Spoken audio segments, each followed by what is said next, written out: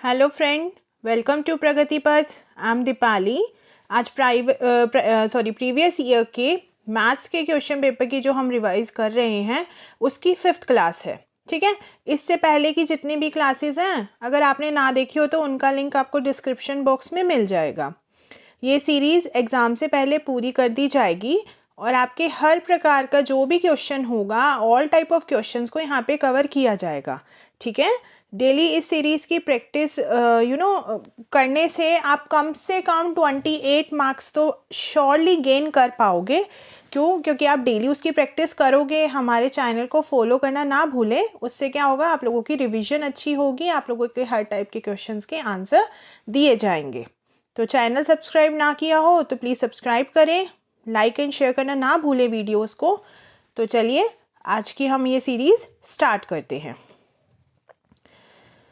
देखिए आज का क्वेश्चन क्या है। फर्स्ट, कक्षा 5 के विद्यार्थियों को समतल आकृतियों के क्षेत्रफलों की संकल्पना से किसके द्वारा परिचित कराया जा सकता है। The concept of area of plane figures can be introduced to the student of class 5th bye.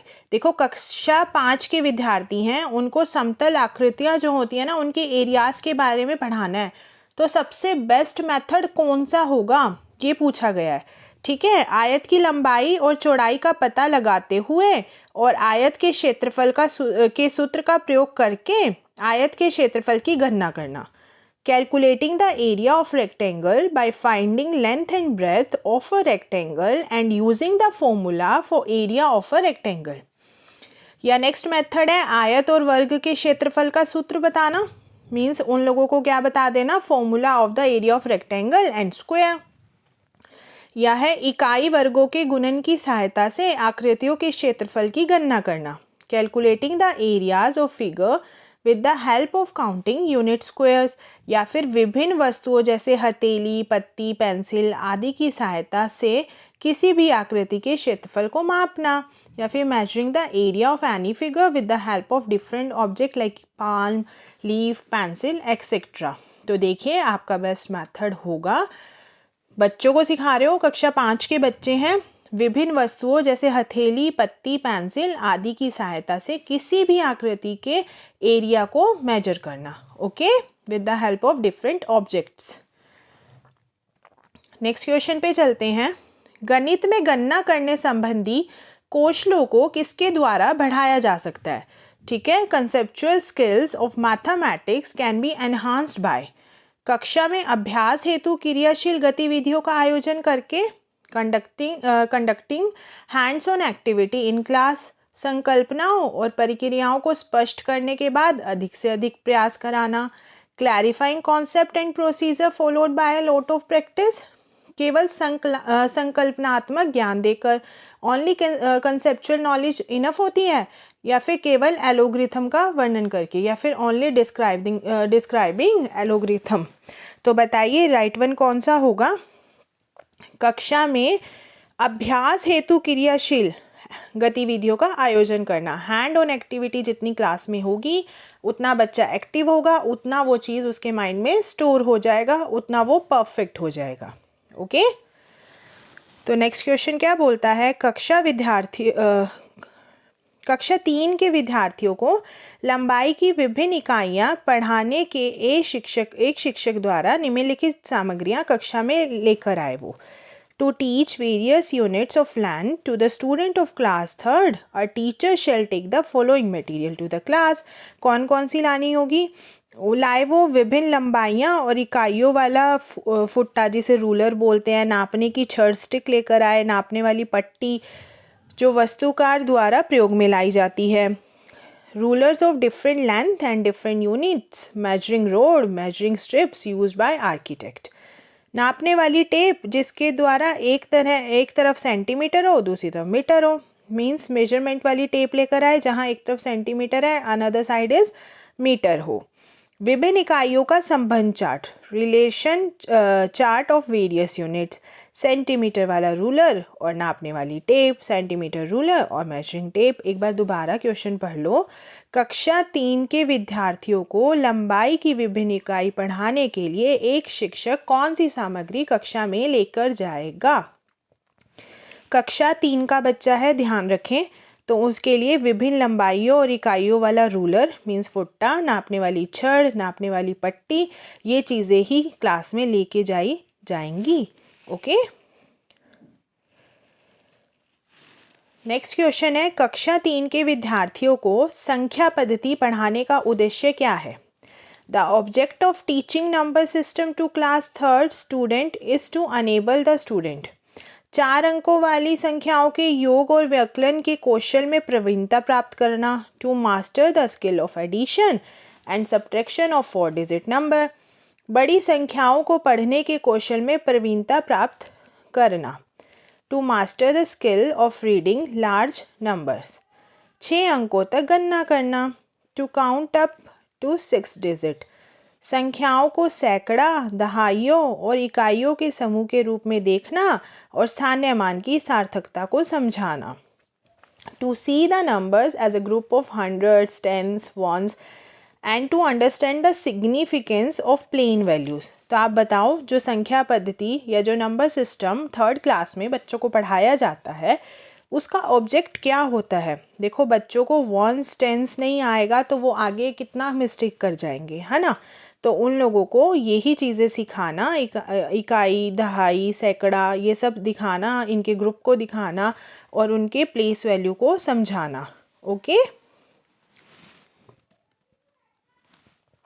देखिए, नेक्स्ट क्वेश्चन है, सबसे उपयुक्त व्यूह रचना जिसका प्रयोग धनराशि के योग की कुशलता को आत्मसात करने के लिए किया जा सकता है। Most appropriate strategy that can be use to internalise the skill of addition of money is. भूमिका निर्वाह, रोल प्ले करवाएं बच्चों से या बहुत सारे क्वेश्चन सॉल्व करवाएं, solving a lots of problem, using of ICT, सूचना और संप्रेषण तकनीक का प्रयोग करें, या यूज़ ऑफ मॉडल्स या प्रतिरूपों का प्रयोग करें। बताओ, अगर हमें बच्चों को क्या सिखाना हो, धनराशि के योग की कुशलता उनमें लानी हो, तो हम क्या सिखाएंगे उन्हें? रोल प्ले करना। जितना हम बच्चों को सिखाते हैं उतना वो उसको इंजॉय करके किसी भी चीज़ को सीख पाते हैं और एक्टिव रहते हैं। ओके।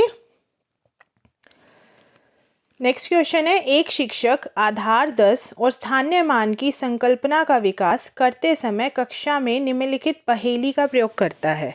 ठीक है। A teacher uses the following readers in a class while developing the concept of base 10 and place value. I am less than 8 tens and 4 tens. क्या मैं 8 दहाइयों और 4 इकाइयों से कम हूँ? तो ये जो एक्टिविटी ये करवा रहे हैं, इसका ऑब्जेक्टिव क्या है, इसका उद्देश्य क्या है? आधार 10 और स्थानीय मान की संकल्पना को दृढ़ करना, to reinforce the concept of base 10 and place value, योगात्मक आकलन करना, टू डू समेटिव असेसमेंट, विद्यार्थियों को दहाई और इकाई की संकल्पना से परिचित कराना, to introduce the concept of tens and ones to the student, या कक्षा में कुछ मजा करना और एक रास्ता को तोड़ना, to have fun in the class और ब्रेक मोनोटोनी। तो आप मुझे बताइए कि टीचर ऐसी कोई रिडल पूछता है तो वो क्यों पूछता है? कुछ सिखाने के लिए ही पूछता होगा बच्चे को, है ना। तो आधार 10 और स्थानीय मान की संकल्पना को फिक्स करने के लिए, रेनफोर्स करने के लिए या एनहांस करने के लिए। ठीक है। नेक्स्ट क्वेश्चन पे चलते हैं। योग और व्यवकलन पर आधारित शब्दों में दिए गए सवालों को हल करने की विद्यार्थियों की दक्षता का आकलन करने के लिए आकलन के शीर्षक हैं। To access the students competency on solving of word problem based on addition and subtraction, rubrics of assessments are. सवाल का बोधन और सही जवाब लिखना, understanding the problem and writing of correct solution, सवाल की पहचान, सही संक्रिया निष्पादित करना, identification of problem, performing correct operation, गलत आंशिक रूप से सही, पूर्णतः सही, इनकरेक्ट, पार्शली करेक्ट और कंप्लीटली करेक्ट। ठीक है। सवाल का बोधन, निष्पादित की जाने वाली संक्रिया की पहचान, समस्या का गणितीय रूप में निरूपण, सवाल का समाधान और प्रस्तुतिकरण, comprehension of problem, identify of operation to be performed, representation of problem mathematically, solution of problem and presentation of problem. So कौन सा बेस्ट होगा, कौन सा देखिए ये होगा सवाल का बोधन, निष्पादित की जाने वाली संक्रिया की पहचान, समस्या का गणितीय रूप में निरूपण, सवाल का समाधान और प्रस्तुतिकरण। Comprehension of problem, identification of operation जो किया जा रहा है, प्रॉब्लम को रिप्रेजेंट करना मैथमेटिकली, देन सॉल्व करना, उसके बाद प्रेजेंटेशन ऑफ प्रॉब्लम करना। ओके अभी देखिए सुश्री रीना दशमलव के गणनन की संकल्पना का शिक्षण करने के लिए ग्रिड गतिविधि का प्रयोग करती है। उसका एक नमूना आपको नीचे दिया गया है। Miss Reena uses a grid activity to teach the concept of multiplication of decimal. A sample is illustrated below. इस पद्धति के द्वारा सुश्री Reena, through this method, Miss Reena is सीखने के परंपरागत उपागम का प्रयोग कर रही है। Using traditional approach of learning, समस्या समाधान कौशल के विकास पर बल दे रही है। Focusing on developing problem solving skill, प्रकमनशाली ज्ञान पर बहुत ज़्यादा बल दे रही है और संकल्पनात्मक ज्ञान पर कम दे रही है। Focusing more on procedural knowledge and less on conceptual knowledge, संकल्पनात्मक ज्ञान और समस्या समाधान पर ज़्यादा बल दे रही है और प्रकमनशील ज्ञान पर कम। Focusing more on conceptual knowledge and problem solving and less on procedural knowledge. देखिए अगर वो इस फिगर के थ्रू कुछ पढ़ाना चाह रही है तो आपको बताना है वो क्या यूज़ कर रही हैं। देखो वो बच्चों में कॉन्सेप्चुअल नॉलेज पे फोकस कर रही हैं एंड प्रॉब्लम सॉल्विंग पर भी, और प्रोसीजरल नॉलेज कम है। क्यों वो बच्चों के सामने ऐसा कुछ लाई, बच्चे सोचेंगे अब, है ना, कुछ इमेजिन करेंगे एंड देन सॉल्व करने की कोशिश करेंगे। ऐसा तो नहीं है ना एक प्रोसीजर फॉलो किया और आंसर आ गया, नहीं। देखिए नेक्स्ट क्वेश्चन है, भिन्नों की योग संकल्पना के पाठ पर योजना बनाते समय शिक्षक पट्टी मोड़ने वाली गतिविधि का प्रयोग कर रहा है। While planning a lesson on the concept of fraction addition, a teacher is using the activity or of strip folding. ठीक है, ये दिया हुआ है, आपको बताना है ये जो ऊपर एक्टिविटी हो रही है ये है विषय वस्तु पश्च गतिविधि, पोस्ट कंटेंट एक्टिविटी। समय की बर्बादी, वेस्टेज ऑफ मनी। विषय वस्तु से पूर्व की गतिविधि, प्री कंटेंट एक्टिविटी, या विषय वस्तु संबंधी गतिविधि या कंटेंट एक्टिविटी। तो आप लोगों को बताना है ये कौन सी एक्टिविटी है। ये है प्री कंटेंट एक्टिविटी। अभी तक मैम उस कॉन्सेप्ट पर पहुंची नहीं है, उससे पहले ही बच्चों को सिखा रही हैं। ठीक है, जैसे कि आगमन विधि होती है ना, निगमन में तो क्या होता है, पहले नियम बताए जाते हैं, है ना। आगमन में क्या होता है, पहले उदाहरण दिए जाते हैं, उदाहरण के बाद नियम पे जाया जाता है। तो वो पहले कुछ ऐसा ही कर रही हैं, बच्चों को उदाहरण दे रही हैं, ऐसे पेपर फोल्ड करके कुछ सिखा रही हैं, है ना। तो उसके बाद वो आगे जाएंगी। नेक्स्ट पे चलते हैं। कक्षा 4 के विद्यार्थियों को यह समझाने के लिए कि शेष हमेशा विभाजक से कम होता है, उचित मतलब बेस्ट मेथड कौन सा है। A suitable approach for explaining that reminder is always less than the divisor to class 5th students can be. अनेक बार विद्यार्थियों को मौखिक रूप से स्पष्ट करना, explain verbally to the students several times. विभाजन वाले सवालों को मिश्रित भिन्नों के रूप में निरूपित करना और यह स्पष्ट करना कि भिन्न का अंश शेष है। Represent division sum as mixed fraction and explain that the numerator of fraction part is the remainder. वस्तुओं को विभाजक के गुणजों में समूहीकृत करना और प्रदर्शित करना कि वस्तुओं की संख्या जो समूह में नहीं है विभाजक से कम है। Grouping of objects in multiple of divisor and showing that the number of objects not in a group are less than the divisor. Shyam पट पर विभाजन करने वाले बहुत सारे सवाल करना और दिखाना। Perform lot of division sum on the black board and show that every time the reminder is less than the divisor, कि हर बार विभाजक से शेष विभाजक से कम है। तो बताइए कौन सा मेथड यूज़ किया जाएगा। मेथड यूज़ किया जाएगा वस्तुओं को विभाजक के गुंजों में समूहीकृत करना, देन ये शो करना कि वस्तु की जो संख्या समूह में नहीं है विभाजक से कम है। ओके, नेक्स्ट क्वेश्चन पे चलते हैं। ये आपको एक फिगर दी गई है, समान आकार के 5 वर्गों से मिलके बनी है। आकृति का क्षेत्रफल 180 वर्ग सेंटीमीटर है, तो परिमाप क्या होगा? The figure consist of 5 square है, सेम साइज के हैं। एरिया ऑफ फिगर इतना है। आपको बताना है कि what is the parameter of the figure. Option है 48, 72, 36, 45। तो देखिए सॉल्यूशन देखते हैं। वर्ग का क्षेत्रफल 180/5 36 सेंटीमीटर, वर्ग की एक सतह आ गई। ठीक है, अभी चित्र का परिमाप जितना भी कॉलम दिया होगा उसके अकॉर्डिंग आंसर होगा 72 सेंटीमीटर। ओके, नेक्स्ट क्वेश्चन पे चलते हैं। भिन्नों का योग पढ़ाते समय श्री सिंह द्वारा यह देखा गया कि निम्नलिखित प्रकार की त्रुटि बहुत कॉमन है। त्रुटि होती है गलती। While teaching the addition of fraction, it was observed by Mr. Singh that the following type of error is very common. Shri Singh को निम्नलिखित उपचारात्मक कार्य करना चाहिए। Mister Singh should take the following remedial action. असमान भिन्नों के योग की संकल्पना को स्पष्ट करने के लिए चित्रात्मक प्रतिरूप देना और बाद में समान प्रकार के सवालों का अभ्यास कराना। Give pictorial representation to clear the concept of addition of unlike fraction followed by drill of same type of problems. विद्यार्थियों को मेहनत करने की सलाह देना और भिन्नों के योग वाले सवालों का अभ्यास कराना। Advise the students to work hard and practice the problem of fraction addition. हर के लघुत्तम समापवर्तक की संकल्पना को स्पष्ट करना। Explain the concept of LCM of denominator. Next है समान प्रकार के सवालों का ज़्यादा प्रैक्टिस करवाना। Give more practice of same type of problem.